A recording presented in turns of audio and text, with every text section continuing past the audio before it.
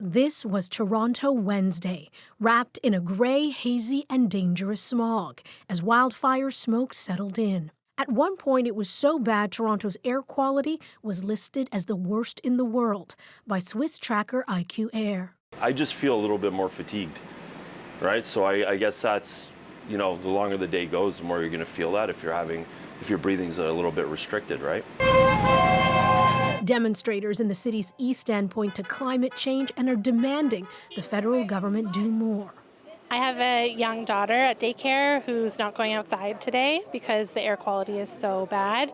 I'm pregnant. This air quality is really bad for my unborn child. Environment Canada rated the air quality in many parts of southwestern Ontario as very high risk, meaning the public should reduce strenuous outdoor activities. Canada Post paused mail deliveries in Windsor and Chatham to keep carriers safe.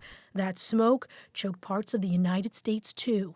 You can definitely tell it smells like a campfire out here. I've never seen it like this smoky or anything, like even fog, like I've never seen it be this bad. Last night I really was coughing a lot. People in Detroit, Chicago, and New York were urged to stay inside. It is unsafe to be outdoors, use a mask, and pay attention to the alerts. Wildfire smoke is among the most dangerous forms of air pollution. They can travel really long distances, they can get into our lungs, even into our bloodstreams, our organs, and our brain. Dealing with wildfire smoke is something Western Canadians are used to.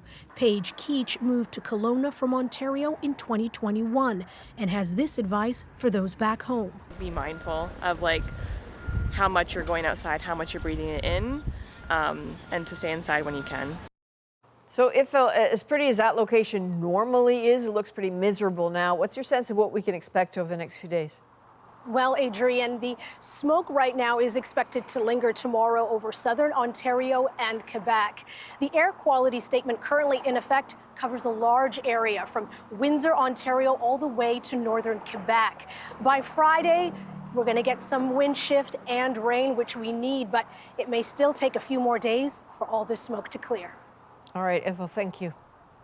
Obviously, wildfire smoke can be bad for anyone's health, but seniors are at particular risk. So let's bring in respirologist Dr. Samir Gupta to talk about that. Dr. Gupta, I understand that some seniors are flooding into emergency rooms right now. What is actually medically going on there? Yeah, what we see when you have these kinds of events is anybody with chronic lung disease, and that's often seniors, has a chance of having that lung disease flare up. Those tiny particles, when you breathe them in, irritate the lungs. And whether it's asthma or emphysema, which we call chronic obstructive pulmonary disease, that flares up, people get short of breath, and they end up in the emergency room. In terms of repeated exposure, I suppose that means they then just can't heal from what happened before it hits them again.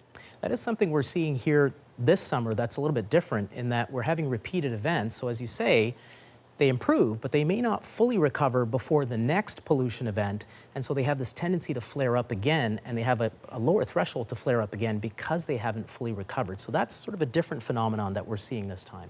Do we know enough about what repeated exposures are likely to do to us, to our lungs, to our organs? Yeah, I would say we don't really have a lot of data on what repeated exposures do. We know what chronic exposures do in people who live, for example, in parts of the world with lots of pollution.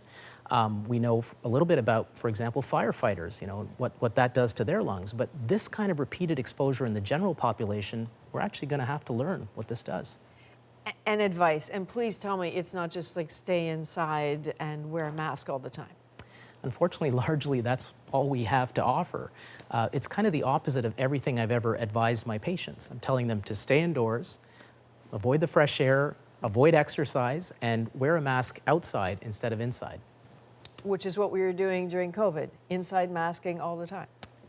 So it's the reverse. Outside mask, inside less important because that's where you have that filtered air. Incredible, times change. All right, Dr. Gupta, thank you.